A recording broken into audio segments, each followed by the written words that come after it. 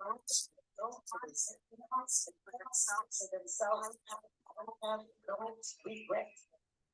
here for you today. 6 years, 8 months, plus 1 day. So it's a discipline and respect to the authorities. It is one of my greatest achievements in my career and in my life to say that not only did I survive all these years of persecution and unjust detention, I came out stronger than ever, with an even stronger commitment to truth, justice, human rights, democracy, and the rule of law. These are not just words to me. These have been my lifeline. These have been my life before, during, and after my unjust detention started. Kayo po ang aking pinaglaban. Kaya maraming salamat dahil ako rin ay inyong ipinaglaban. Maraming salamat po sa mga panalangin nyo at sa walang kapagurang pananalig nyo sa katotohanan. Diyos mabalos, mabuhay ang sambayan ng Pilipino at ang Pilipinas. Thank you, Senator.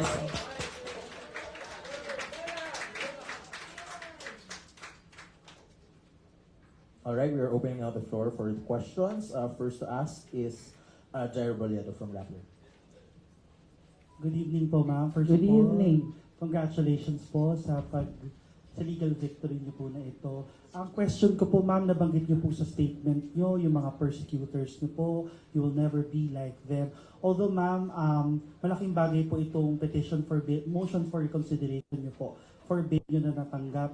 Hindi pa rin po tapos yung kaso, dahil ongoing pa rin po siya. Pero masasabi niyo po ba na legally vindicated na po kayo with this recent victory? Yes. Hindi ko pa buong na babasa yung decision. Although I'll try as much as possible to really avoid talking about the merits because as you said, as you acknowledged, hindi pa tapos talaga yung kaso. Baka ma-sub judice tayo. Pero, you know, as I said, I never lost faith. And we have always been confident about the merits of my case. And even when we first filed my petition for bail, before, matagal na kami nag-file ng bail, we were already confident of the merits of that. It's just unfortunate that the previous handling judge denied it.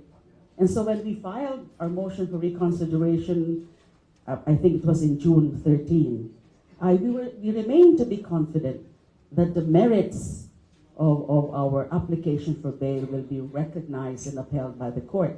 And it took this long. Understandably, because the judge is a new judge, so we had to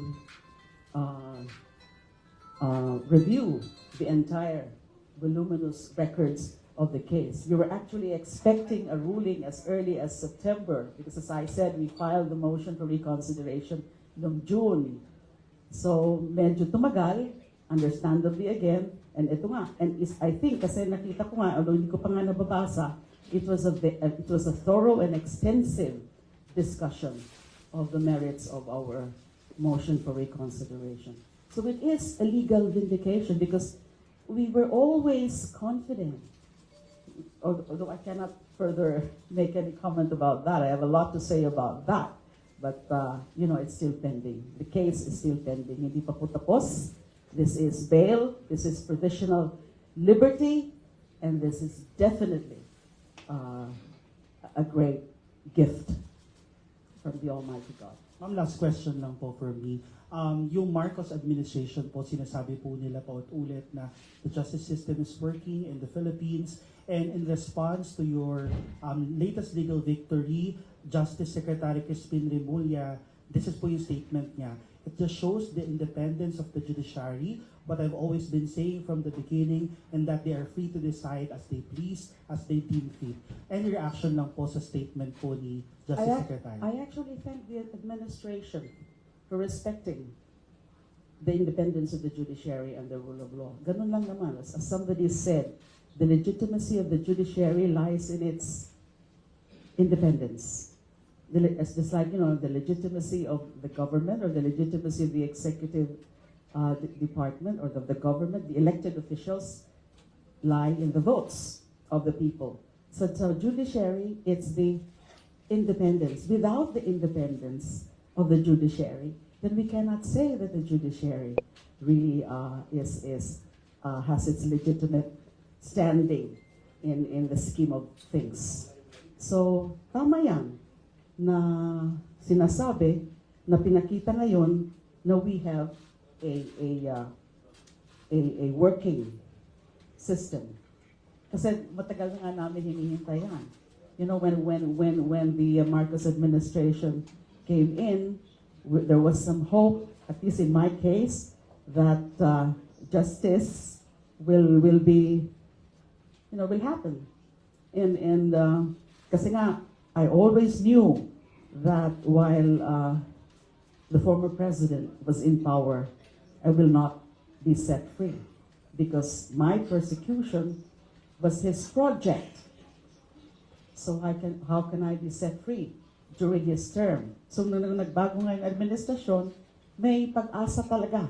At umasa talaga ako ng umasa na makakamit ko yung hustisya at malalaman natin yung katotohanan about my innocence. But again, ayaw ko na muna dagdagan yung mga ganyang statement. Medyo nasobrahan na nga.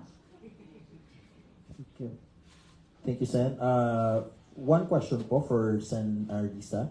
Any message po for Sen Leila now that she's free and that you finally met each other again?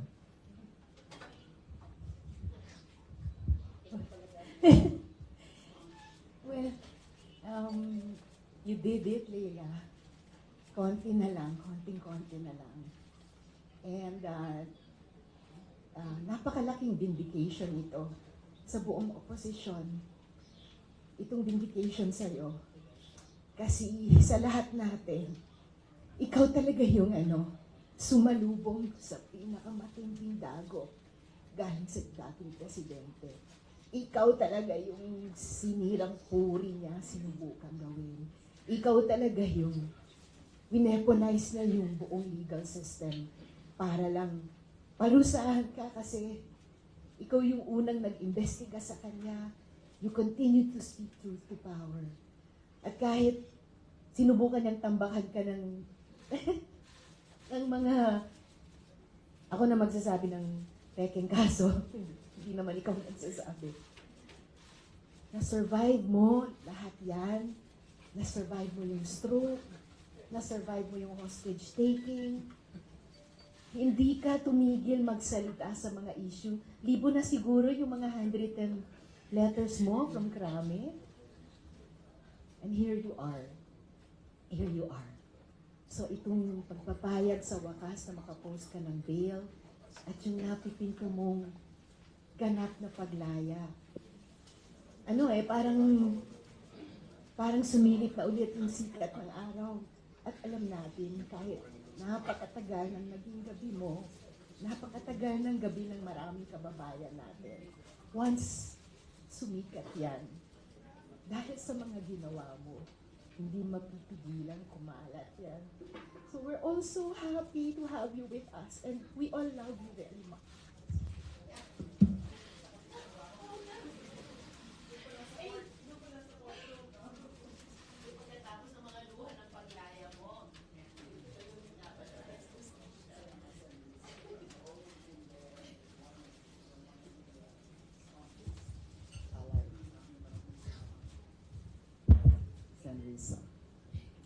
Lagi ka rin nandyan.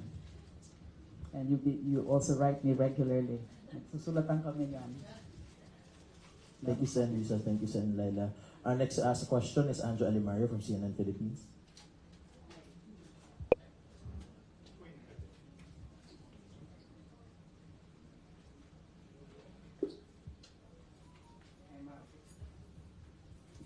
Hi ma'am, good evening po. Anja po. Hi ma'am, almost 7 years in detention. You've mentioned about surviving persecution. Do you plan to go after your persecutors? Do you plan to sue them? And your message to former President Rodrigo Duterte? First, yung message ko kay former President Duterte. God forgive him and God bless. Yun lang muna ngayon. Marami pa akong pwedeng sabihin sa kanya.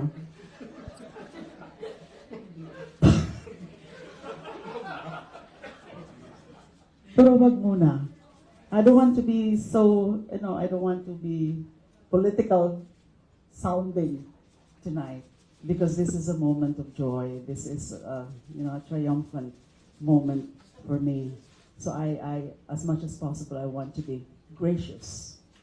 And so yun na lang muna. God forgive him and God bless him. He knows what he did today. I suppose.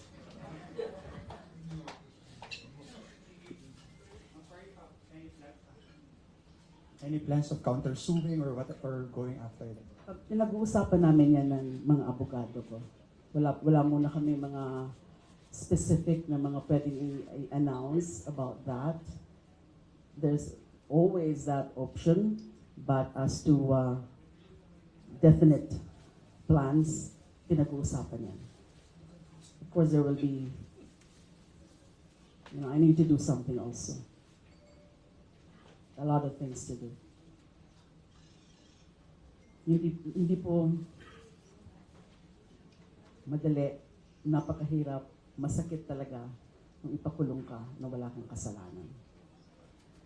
And it's a matter of justice that those that need to be held accountable should be held accountable.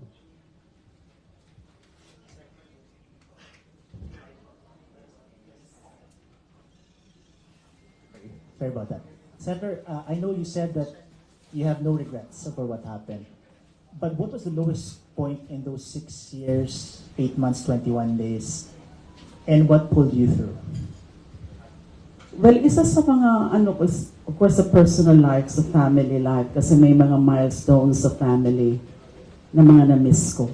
Like, for example, when my son, Vincent, passed the bar exams, and I was not allowed to attend his graduation. Masakit para sa akin yan. And then it's always painful to me that I'm not with my mom, my 91-year-old ailing mom, who's now bedridden. So isa nga yan sa mga una kong gagawin, umuwi ka agad ako sa Bicol para makapiling ko ang aking ina. And we haven't seen each other for more than 4 years already. So itong homecoming na to, this will give her the best Christmas gift. I definitely would want to see her already. Siya excited na rin siguro. Kanina, nung nasa court ako, pinakausap sa akin ng brother ko sa cellphone niya, yung mommy ko. And she's waiting for me. And so, masakit sa akin yun na mawalay ka sa pamilya. And of course, yung mga nawawala, mga wala na sa mundong ito, mga kamag-anak, mga kaibigan, nung nawala si Pinoy, I was so down and I could not even pay my last respects. And some other friends, some other allies like si Sek Dinky. Masakit din sa akin not being able to say goodbye ng mga nawala na dito. And I'm of course updated with the news because meron naman akong newspapers and my staff would send me printed copies of news articles, online articles, and nakikita ko naman ang mga nagiging developments, and there are good news, there are bad news, there are sad news, and all that. But really, those more than 6 years of being alone, because I've always considered my detention, my unjust detention, as both a curse and a blessing. It's a curse because I don't deserve it at all. It's a blessing because there are many things also that I've learned while in detention. I became more prayerful, I became closer to the Lord because, I've got so much time to pray, to read the Bible, to reflect, to do contemplative prayer and all that. So those are blessings. And then I have learned to appreciate mundane things, small things in life. Pag umuulan, lumalabas ako sa quarters ko para para lang obserbahan yung ulan and all that. And then I have stray cats in my quarters. That's why I was so sad. I was almost crying when I left Camp Krame today or Custodial today because I had to leave the cats there. They've been my companions. They kept my sanity intact. So, yung mga ganun po. It's a purifying experience. Pero pag may mga bisita ako and then they would say, we can imagine what you feel. And then I'm tempted to say, no, you can never imagine what I feel. You will know it only when you go through this also yourself. I developed a very routinary daily life in my detention. It's a very routinary daily life. And my problem now is how to adjust. Kasi magiging iba na ang aking routine from now on. Thank you so much. Thank you, Sen. Leila. Any more questions? Si Mara from Straits Times. Hi, Sen. Leila. Mara Cepeda po from the Straits Times. Ma'am, you've always been a very vocal figure in the Philippine opposition. What do you think, ma'am, are the implications of your release today for the Philippine opposition now? Your presence into the open world, I'm sure, do you think would it help invigorate the opposition forces, especially now that, kakaunti lang po sila ngayon sa Congress? So, what's your message for the opposition figures and the people in the opposition movement who are, of course, very happy that you're released? First of all, my fight for my advocacies will continue. And my advocacies are really shared by the opposition. Fight for the truth, fight for justice, fight for rule of law, fight for democracy, fight for sovereignty. And definitely I'll be working side by side with the opposition. I remain to be an opposition. And I'm with the opposition because we share the very same advocacies, ideals, and visions for this country. And hindi naman natapos yung pakikilaban ko sa mga advocacies ko habang nakakulong ako. I never stopped. And now that I'm free, I'm even going to work harder for those advocacies. Ma'am, if there's one thing that you want the international community to remember about your legal victory today, what would it be po? Well, it is a vindication of my innocence. And I thank the international community for closely monitoring my case. They've been there, and it helped a lot. It means a lot to me that the international community, almost from day one, has been monitoring the progress of my case. And many of them, many personalities, foreign dignitaries, and also foreign organizations have been releasing statements calling for my release. And this is vindication. And I will further work for complete vindication because hindi pa nga tapos itong kaso na to. I want people to know the truth of my innocence. I want the people to know how it happened. I want the people to know who are behind it. So in due time, because that's vindication. Kasi maraming napaniwala noon. So this is my opportunity. Because they destroyed my life. And that's why I'm going to rebuild my life now. They destroyed or ruined my name, my reputation. Now that I'm free, I'm going to work hard to redeem my name. And vindication, complete vindication, is the key. Thank you. Thank you, Sen. Any more questions? All right. Before we end, are there anything else that Senator Leila and Senator Risa would like to add? Pasasalamat lang po sa inyong lahat. Hindi niyo ko pinabayaan, kayo, my friends, my allies, my supporters, my sympathizers, for believing in me all this time, for your continued faith in me. Maraming salamat. Thank you so much.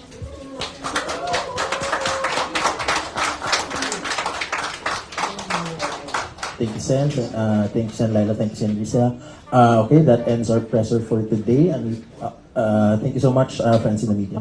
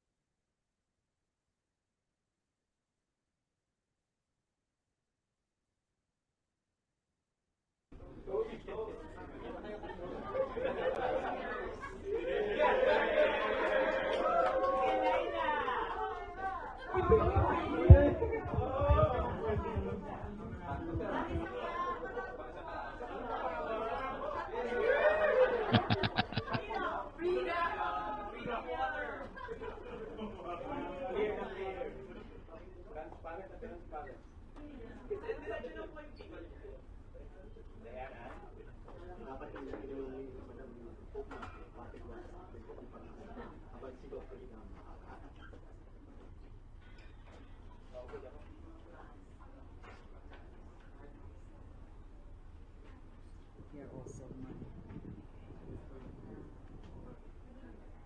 security also is formal.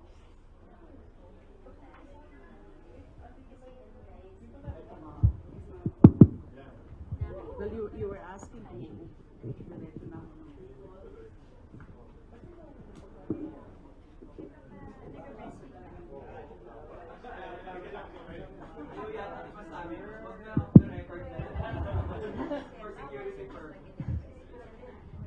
Hindi ko pa alam kung talagang diretso na paplanuhin pa namin because foremost kasi iniisip ng mga kasama ko is my security.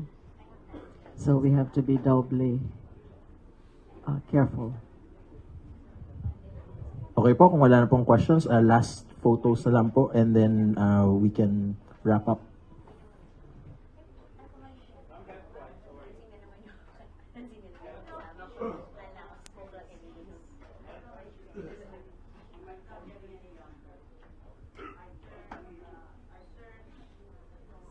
Citizen in jail.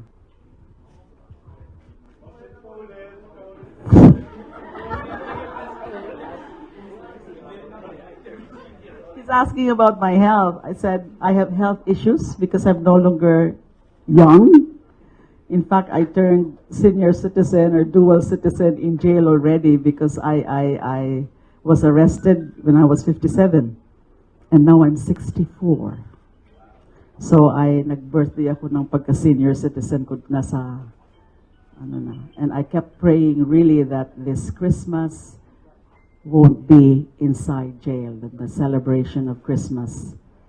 Grabe talaga yung dasal namin because as I told you, we were expecting the resolution on the MR as early as September. So last month, so every time nga nag-hearing yung sa court ay umaasa kami na ilalabas na ni judge yung ruling niya. And this today kasi is the last day, last hearing for the year. Ang next setting kasi is January na. So we were really expecting na ngayon na ilalabas because of that. as I said, September pa lang umaasa na kami na Today kasi the last lalabas day. na yung Last ruling. day. And we have always been confident that I will be granted bail because we believe and we are sure of the merits of our cause. Okay. Ito talaga, hindi ito nawawala.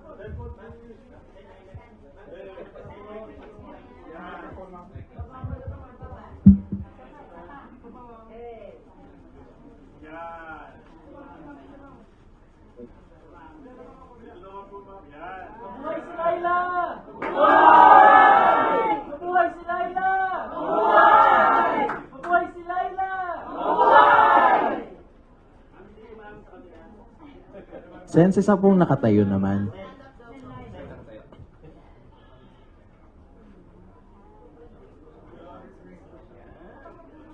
Mabuhay si Leila! Mabuhay! Mabuhay si Leila! Mabuhay! Mabuhay si Leila! Mabuhay!